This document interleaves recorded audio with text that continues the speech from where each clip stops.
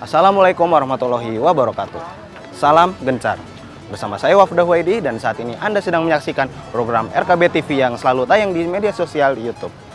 Nah, para pemirsa sekalian, saat ini saya sedang berada di kawasan Senayan dan lebih tepatnya di depan Stadion Utama Gelora Bung Karno, Jakarta, di mana kawasan ini selalu ramai oleh para pengunjung dari Jakarta dan sekitarnya untuk melakukan olahraga pada hari Minggu pagi. Nah, para pemirsa sekalian, seperti yang kita ketahui bahwa perayaan Maulid Nabi Muhammad semakin dekat. Maulid Nabi yang merupakan peringatan kelahiran Nabi Muhammad SAW pada tahun ini jatuh pada tanggal 24 Desember 2015.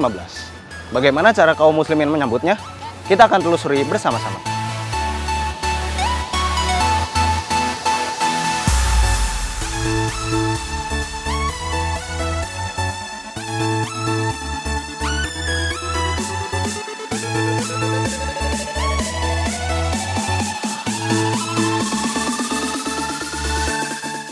Menurut saya leader yang dari sisi manusianya itu sempurna gitu ya. Kalau sependapat saya, Rasul itu salah satu pemimpin yang menerapkan konsep-konsep leadership yang baik. Oke. Kalau Mbak ini? Itu sosok tiada duanya. Oke.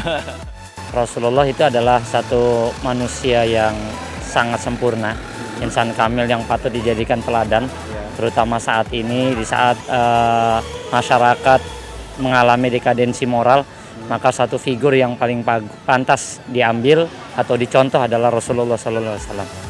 Dia harusnya kan dari siapa namanya yang pengarang buku 100 tokoh itu ya, si siapa? Ya, Michael Hart. Jadi dia kan udah bilang walaupun non muslim, dia bilangnya Nabi Muhammad itu sosok yang paling berpengaruh di dunia dari sebagai pemimpin, pemuka agama, kemudian sebagai teladan saudara, jadi keluarga dan segala macamnya. Jadi kayaknya sih harusnya zaman sekarang cukup dia yang diidolain gitu. Oke, baik. Rasulullah itu panutan untuk semua umat muslim di dunia, karena beliau adalah pemimpin yang benar-benar harus harus suri teladenin. Oke. Untuk umat muslim itu sangat bagus sekali. Rasulullah ya panutan kita ya buat muslim sih. Kalau bisa kan semua yang beliau dulu udah kerjakan, kita bisa ngikutin semua yang udah beliau tinggalin dulu gitu deh. Jadi itu sosok yang pengen kita anut lah untuk perjalanan kita biar jadi lebih baik gitu. Nah, sosoknya itu sangat patut dibuat jadikan panutan ya, karena dia ngasih teladan kita tuh tentang ajaran Islam yang sangat bagus, ya pokoknya dia panutan buat kita deh. Kalau Mas gimana pendapatnya? Sangat baik banget, dan juga dia sebagai suri teladan buat umat-umatnya juga. Jadi patut kita ikuti jejak-jejak Rasul Nabi Muhammad. Sosok Rasulullah itu beliau yang paling dimuliakan di muka bumi. Apalagi yang paling dipercaya keagamaannya, sikap dan perilakunya itu sangat baik untuk orang Islam Indonesia dan seluruh dunia pun juga.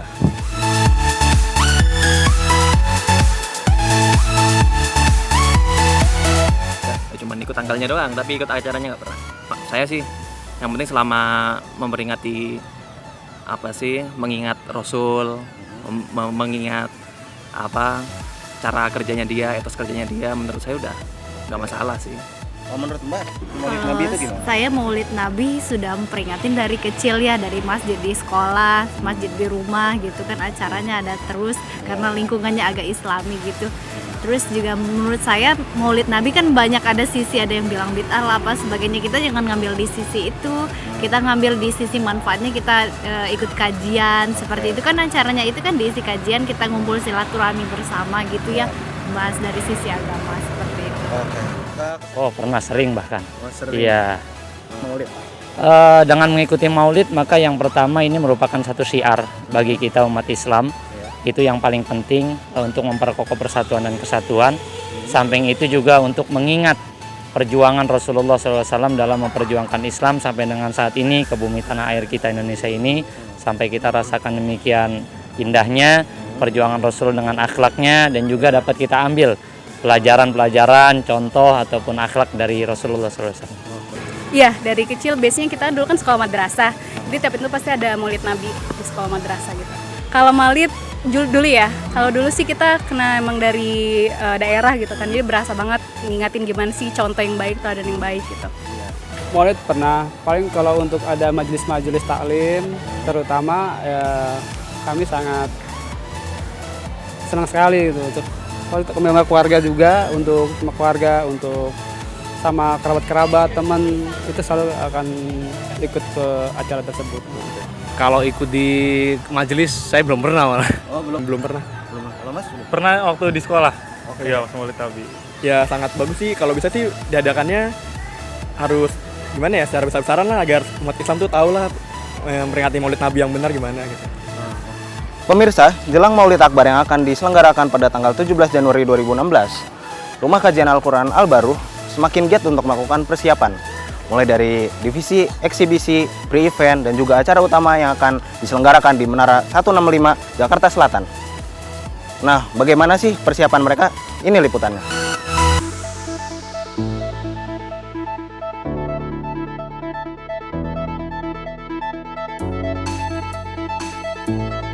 Ya, pemirsa, kembali lagi bersama saya Wafda, dan saat ini kita sedang bersama Ketua Panitia Maulid Akbar 2016, yaitu Mas Doni Aryo Tejo.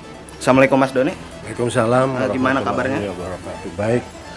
Mas Doni, saya mau nanya-nanya nih, apa sebenarnya tujuan dari Maulid Akbar 2016? Ya, di dalam masyarakat perkotaan ini sendiri budaya Maulid ini udah semakin luntur. Jadi kita ingin mengembalikan kedekatan kita kepada Nabi Muhammad SAW untuk dapat kiranya kita mencintai beliau dalam melalui acara-acara seperti Maulid ini, yang tentunya di acara Maulid yang diselenggarakan oleh Rumah Kajian Al-Quran Al-Baruh ini, kita mencoba mengangkat dari segi ilmunya, dari segi unsur naklinya, dari segi kecintaan terhadap Nabi Muhammad melalui budaya-budaya yang sudah kita kenal di Indonesia, dan tentunya ini adalah ajang untuk kita dapat bersatu dan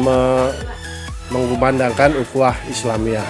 Oh iya, terus berikutnya kira-kira apa konsep untuk Maulid tahun ini? Konsepnya ini sebuah acara yang kita coba mengangkat unsur pagelaran. Di sini ada bazar, jadi ada juga talk show.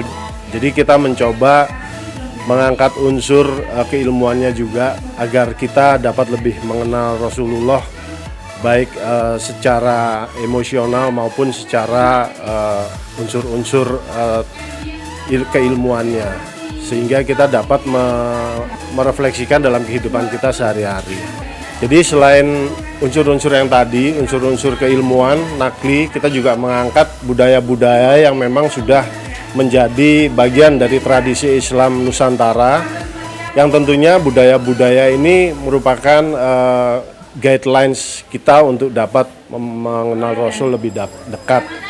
Secara historis memang Nusantara mempunyai begitu banyak budaya yang tentunya juga harus kita terus angkat menjadi satu bagian dari masyarakat perkotaan maupun anak-anak muda yang mungkin sekarang sudah mulai redup pengenalannya terhadap Rasulullah dan budaya-budaya tersebut.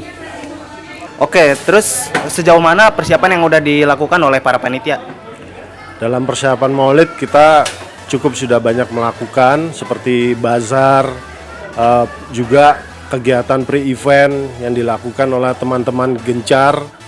Lalu kita juga sudah banyak mengupload pada media sosial, ya tentunya, dan juga tentunya kita mengangkat tema-tema yang nanti akan menjadi topik pada talk show kita nanti.